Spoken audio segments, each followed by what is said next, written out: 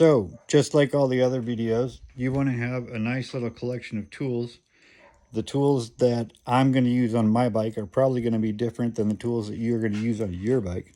But most KTM dirt bike motors follow the same principle.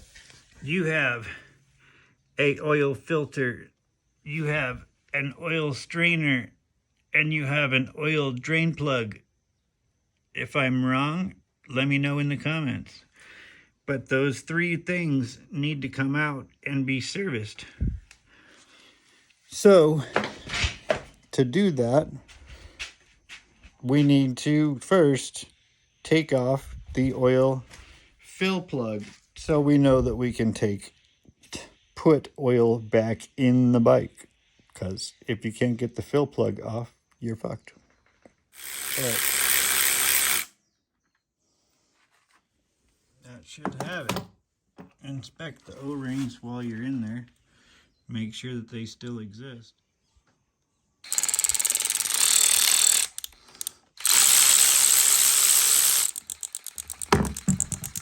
There it is.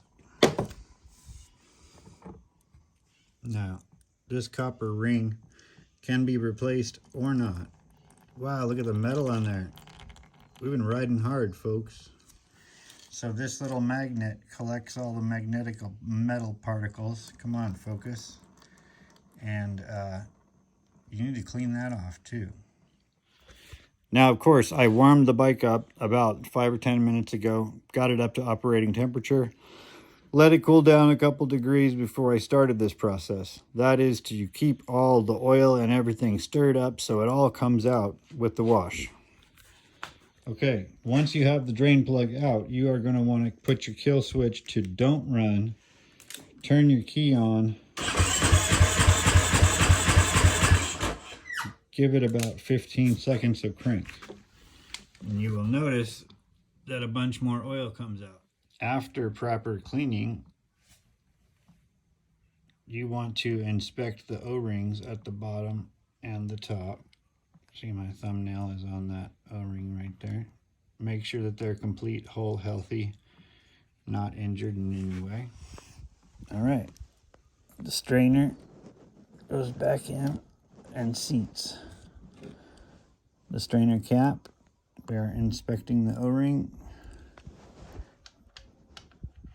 starting that by hand. Oil drain plug going in, starting that by hand. Now you can look in your owner's manual for a torque spec on these, because there is one. This isn't just tighten it up as much as you want and do fine. There's actual information in that big book that comes with this bike. So, you gotta check it out. Okay, back to the Micron filter. This little teeny fucker right here goes in the fuel line. You can order these in a 5-pack on Amazon. When I get my affiliate marketing set up, I will have a link for that. You can also get the filters that I'm out of stock for the front portion of the engine there, the main filter. So now this handy dandy contraption with the come along, which keeps all the oil out of the skid plate, is not going to help us anymore. We need a traditional motorcycle stand. So we're out here in Hawaii where it never gets cold. So I run the 1050. I'd run 2050 if they said it was a good idea. But this Motor X oil, KTM swears by it, so I swear by it too.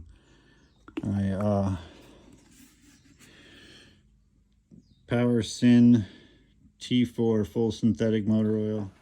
So then with the new oil in the bike, the cap back on, everything torqued down, we're going to leave the run position in the off. We're going to turn the power on, run off.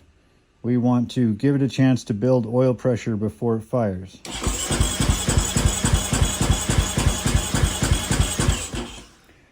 Okay, now we're going to turn it on.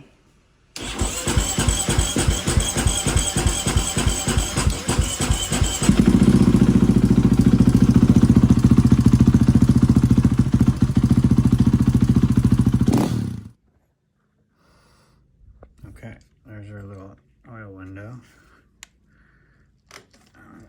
Get the bike, tilt it towards me. It's coming up where I want it. Okay, without the glare, maybe you can see it.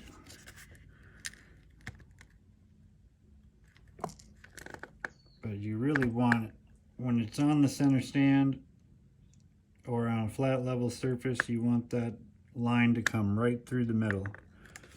If it's cold and it's over the middle, you got too much oil in it. So that's a wrap on the oil change.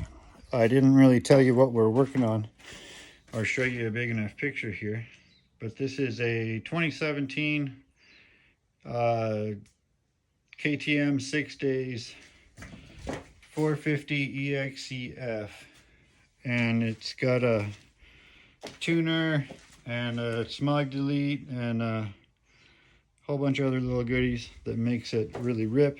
I got a brand new tire that's going on right now, and I got into a hog fence last time I went riding. See, my brake pedal is missing. You probably noticed that in the earlier videos.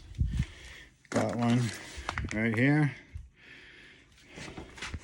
So KTM.